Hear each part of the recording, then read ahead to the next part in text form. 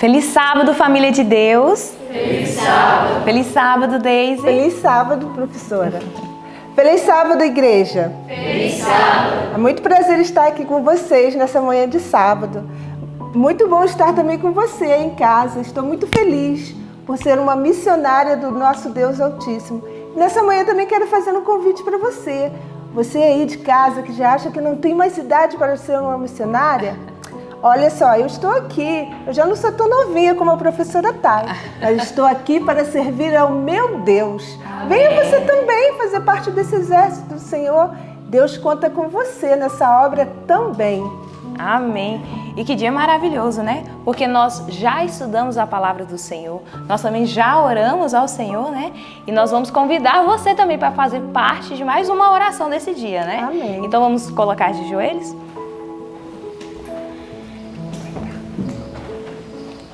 Oremos. Querido Deus e amado, nós louvamos o Senhor por esse dia tão maravilhoso que nós já sentimos a presença do Senhor, Pai. Que o Senhor possa alcançar o nosso coração. Amém, e o coração Jesus. Daqueles que têm acompanhado também esse vídeo, Senhor. Que o Senhor possa colocar em nosso coração o desejo de fazer a Tua vontade. E nós sabemos que a Tua vontade ela é perfeita e agradável, oh Pai. Amém, Jesus. Senhor, dirige esse dia, que nós possamos ser luz na vida de outras pessoas também. E que a palavra do Senhor possa ir direto ao nosso coração. Aceita os nossos louvores. Nós te agradecemos por tudo que o Senhor tem feito e por tudo ainda que o Senhor vai fazer. Em nome de Jesus. Amém. Amém, Senhor. Amém, louvado seja Deus, né? E nós agora vamos recitar o nosso verso, que está lá em 1 Pedro 5,5. E no 3 nós vamos recitá-lo, tá? 1, 2, 3. 1 Pedro 5,5. Semelhantemente vós, jovens, sede sujeitos aos anciãos, e sede todos sujeitos uns aos outros, e revestidos de humildade, porque Deus resiste aos soberbos, mas dá graça aos humildes. 1 Pedro 5,5. 1 Pedro 5,5. Semelhantemente vós, jovens, sede sujeitos aos anciãos, e sede todos sujeitos uns aos outros, e revestidos de humildade, porque Deus resiste aos soberbos, mas dá graça aos humildes. 1 Pedro 5,5. 1 Pedro 5,5. Semelhantemente vós, jovens, sede sujeitos aos anciãos, e sede sujeitos uns aos outros, e revestidos de humildade, porque Deus resiste aos soberbos, mas dá graça aos humildes. 1 Pedro 5,5. Amém. E que Deus te abençoe e que o estudo de hoje possa alcançar o seu coração. Amém. Amém. Olá, queridos. Bom dia. Deus abençoe vocês imensamente. Que aquilo que estudamos ontem com Paulinha possa ter enchido o seu coração e hoje, ao estudarmos essa parte seguinte, as últimas palavras de Josué, sua vida possa se tornar uma luz, um facho de luz, enchendo o coração das outras pessoas. Que pela graça e poder de Jesus, você seja realmente abençoado. Eu vou orar com você um minutinho, porque o que eu vou falar é grandioso. Falar sobre a vida de alguém como Josué tem que realmente pedir muita força de Deus. Vamos orar. Senhor Deus dos exércitos, amado Pai Celestial, o Senhor que acompanhou Josué, que lhe fez o chamado e esteve com ele até os últimos momentos, rogo a Ti que esteja conosco também agora, em nome de Jesus. Amém. Muito bem, quem é Josué? Eu preciso falar para você, porque o nosso estudo de hoje, as últimas palavras de Josué, vão nos dar um vislumbre tremendo. Observe isso que vamos colocar aqui agora. Eu queria que você observasse as últimas palavras de Josué. Quem foi Josué? Josué era um homem crente. Em Números 14, 16 a 8, fala do cuidado que ele tinha com as coisas de Deus e quanto ele acreditava no Senhor. Mas tem um outro detalhe. Observe, ele era totalmente consagrado. Eu fiz uma busca da vida de Josué e eu tomei um susto de ver quantos detalhes a Bíblia traz com palavras exatas sobre sua vida. Diz que ele não era só consagrado, era totalmente consagrado. Números 32, 12. Também ele era espiritualmente preocupado. Ele tinha uma preocupação que Deus aceita. Ele vivia sempre preocupado com o povo de Deus, com a necessidade de que o povo estivesse andando nos caminhos do Senhor. Ele também era piedoso e reverente. Que coisa bonita de se dizer de alguém. A palavra do Senhor registra isso em Josué 5,14. Ele era corajoso. Todo mundo lembra de Josué como um homem de coragem, em Josué 10, 25. Obediente, extremamente obediente. Ele ajudou Moisés durante 40 anos. Lembra disso? Foi um dos últimos, né, que permaneceram, e na verdade ele e Caleb foi que permaneceram de todo aquele povo que saiu do Egito. Lutou contra os amalequitas e venceu de uma forma muito gloriosa. A palavra mais dita por Josué, esforça-te. Várias vezes a Bíblia diz que ele citou esta palavra, né? Ele também foi um dos 12 espias, aqui um dos que permaneceram fiéis, sucedeu a Moisés e entrou na terra prometida. Não é delicioso pensar isso? Mas eu preciso comentar um detalhe com você agora. Esse homem que nós acabamos de descrever, que acabamos de falar sobre ele, estava na seguinte situação. As guerras de conquista já tinham terminado. Josué, então, se retirava para o pacífico remanso de seu lar em Timnat-Sera. E sucedeu que muitos dias depois que o Senhor dera repouso a Israel, de todos os inimigos ao redor, chamou Josué a todo o povo de Israel e os seus anciãos, os seus cabeças, seus juízes e aos seus oficiais. O que foi que ele disse? Eu queria que você fosse para a sua Bíblia e você observasse que o capítulo 22, Paulinha falou ontem tão bem sobre aquela situação do altar que os rubenitas e mais 2 tribos tinham levantado. Mas eu quero que você fique no capítulo 23, o discurso de Josué em Siquém. Ele chamou o povo e ele disse com toda clareza: irmãos, nós já fizemos quase todo o trabalho que o Senhor Deus tinha dito. Nós já expulsamos e já cuidamos de ganhar e angariar quase todas as terras que nosso Deus nos deu a ordem que fizéssemos. Só que ainda falta. Vocês ainda terão que terminar esse trabalho. Olha aqui as palavras dele. Josué exortou o seu povo a não ficar em sossego e esquecer-se da ordem do Senhor de desapossar inteiramente aquelas nações idólatras. O povo em geral era vagaroso ao completar a obra de expulsar os gentios. Então Josué chamou a todos eles e disse com clareza que se eles não fizessem, se eles não aceitassem o que Deus pediu, se não dessem atenção às palavras do Senhor, se não se levantassem para obedecer ao que Deus tinha pedido, se não exterminassem cada uma daquelas pessoas, se não retirassem aquele povo ou desapossassem o povo da terra, que eles iriam ser levados cativos um dia. E ainda foi claro, vai na tua Bíblia, por favor. Olha só o que foi que ele disse em 23, verso 6 em diante, né, de Josué. Esforçai-vos muito para guardar e cumprir tudo o que está escrito no livro da lei de Moisés, para que dele não vos aparteis, nem para a direita, nem para a esquerda. Olha, outro conselho que Josué deu, verso 7.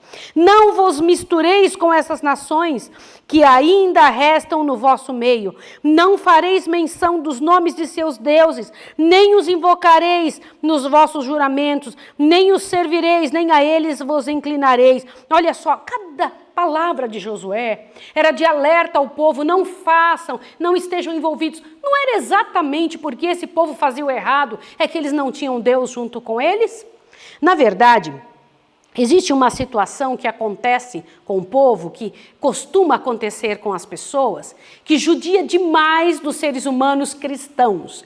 Eles pensam que Deus vai aceitar qualquer coisa. Observe isso daqui que você vai ver agora. Pode passar o próximo, filho? Olha só.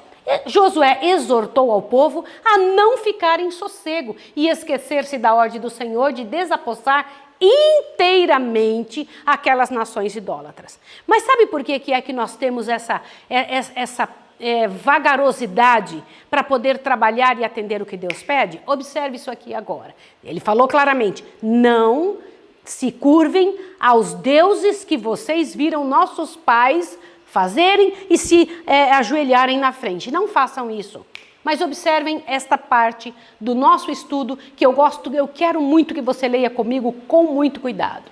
Satanás engana muitos com a plausível teoria. Qual a teoria? De que o amor de Deus para com seu povo é tão grande que ele até desculpará neles o pecado. Como é que é isso? É isso mesmo. Ele faz figurar que, conquanto as ameaças da palavra de Deus devam servir para certo propósito em seu governo moral, nunca se devem cumprir elas literalmente. Olha só.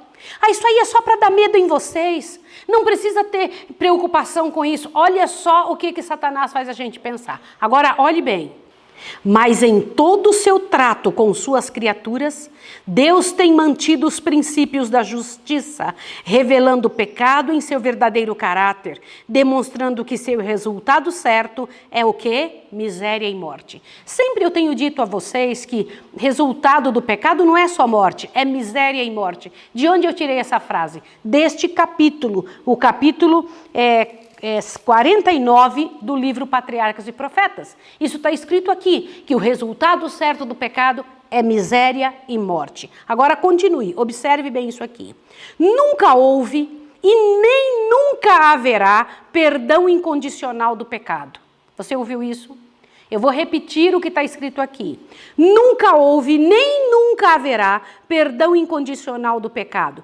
Tal perdão mostraria o abandono dos princípios da justiça que constitui o próprio fundamento do governo de Deus. Isto encheria de consternação a universalidade dos seres dos mundos não caídos. Deus indicou fielmente os resultados do pecado. E se essas advertências não fossem verdadeiras, como poderíamos nós estar certos de que suas promessas iriam se cumprir? Entendeu isso? Olha que coisa séria. Se não fosse verdade quando Deus fala, cuidado, se você fizer tal coisa vai acontecer, como que nós iríamos acreditar nas ameaças do Senhor? Como é que nós poderíamos acreditar nas promessas de bênçãos de Deus se as suas ameaças não se cumprissem? Agora continua, olha bem. A pretensa benevolência que quer pôr de parte a justiça não é benevolência, é fraqueza. Pode imaginar o que é isso? Isso é coisa muito séria. As palavras de Josué foram claras, imediatas, para encher o coração do povo, para fazer o povo pensar. Não lutem um segundo contra Deus. Trabalhem a favor de Deus, cumprindo-lhe os mandamentos. E continua. Dá uma olhadinha aqui. A renovação da aliança em Siquém, no capítulo 24, e é muito lindo como Josué, depois de reunir todas as tribos, a liderança de todos eles, muito parecido com o que Moisés fez, termina dizendo o seguinte, olha só, eu estou lendo Josué capítulo 24, verso 14 em diante, que eu sei que é muito conhecido por todos nós. Agora temei ao Senhor e servi-o com sinceridade e com verdade. Deitai fora os deuses aos quais serviram os vossos pais da além do rio, no Egito, e servi então agora ao Senhor. Mas se vos parece mal servir ao Senhor, escolhei hoje a quem servais, se aos deuses a quem serviram vossos pais, que estavam da além do rio, ou aos deuses dos amorreus em cuja terra habitais. Porém, eu e a minha casa serviremos ao Senhor. Que coisa linda isso! Quando eu paro para pensar nisso, essa linguagem tão clara de Josué, eu e minha casa serviremos ao Senhor. Quando ele disse isso, foi de uma maneira tão clara. Olha que coisa bonita, que precioso imaginar que um homem de Deus trouxe isso diante de todo o povo, diante de toda aquela quantidade de líderes, daqueles que estavam ajudando naquele momento especial do povo em Canaã. E quando eu imagino isso, eu sei que isso é para nós também. Eu tenho certeza que é para nós também. Como é que foi o final da vida de Josué? Observe isso aqui, a morte de Josué. O capítulo 24, verso 29 em diante diz assim: Depois destas coisas, Josué, filho de Num, servo do Senhor, faleceu com a idade de 110 anos. Sepultaram-no no território de sua herança, em Timnat-Sera, que está na região montanhosa de Efraim, para o norte do Monte Gaás. Serviu Israel ao Senhor todos os dias de Josué e todos os dias dos anciãos que ainda viveram muito depois de Josué e que sabiam toda a obra que o Senhor tinha feito a favor de Israel. Como é bom pensar que um líder tem esse poder sobre o povo. Você está percebendo que Deus está citando a atitude de Josué que levou o povo de Israel a obedecer ao Senhor e os anciãos muito tempo depois dele. Olha a força de alguém que se entrega ao Senhor para dirigir o povo segundo o modelo celeste. E ainda continua. Também enterraram em Siquém os ossos de José, que os filhos de Israel trouxeram do Egito, naquela parte do campo que Jacó comprara aos filhos de Amor, pai de Siquém, por 100 peças de prata. Essa terra veio a ser a herança dos filhos de José. E faleceu Eleazar, filho de Arão, e o sepultaram em Gibeá, na região montanhosa de Efraim. Essa cidade tinha sido dada a Finéias, seu filho. Enterraram José em Siquém. Irmãos, ainda por 21 dias choraram na presença de Deus. Eu acho muito interessante esses detalhes que a palavra de Deus nos traz sobre a vida destes heróis que viveram antes de nós. Eu fico imaginando, sabe o que? Quando eu estava lendo e estudando sobre isso aqui, eu fiquei pensando no momento em que o Senhor Deus disser: despertai, despertai, vós que dormis no pó e surgi. Duas gerações que não se conheceram, que só sabiam que existiam.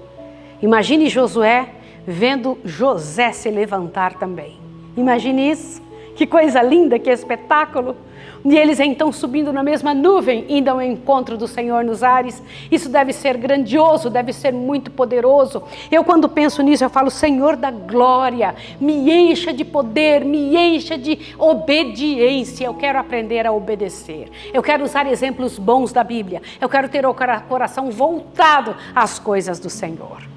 E o livrão termina, o Patriarcas e Profetas, capítulo 49, dizendo o seguinte: a obra de Josué em prol de Israel estava finalizada.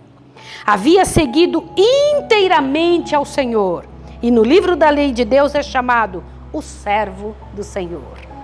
O mais nobre testemunho em favor do seu caráter como líder público é a história da geração que fruíra seus labores. Te assusta agora o que está entre dois pontos.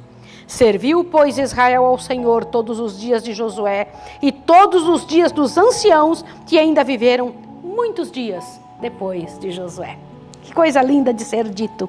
Que o Senhor, na sua misericórdia, encontre em nós espaço para cumprir a sua obra como encontrou no coração de Josué.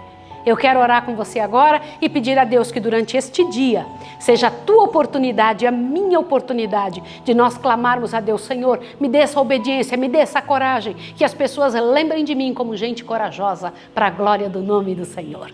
Vamos orar juntos agora? Vamos lá? Senhor Deus dos exércitos, amado Pai Celestial, eu quero te pedir que abençoe essa pessoa em casa, que fortaleça, que encha de glória e de poder, e que ela consiga, Pai de amor, pela graça e poder do Senhor, observar as orientações claras que o Senhor tem para o seu povo.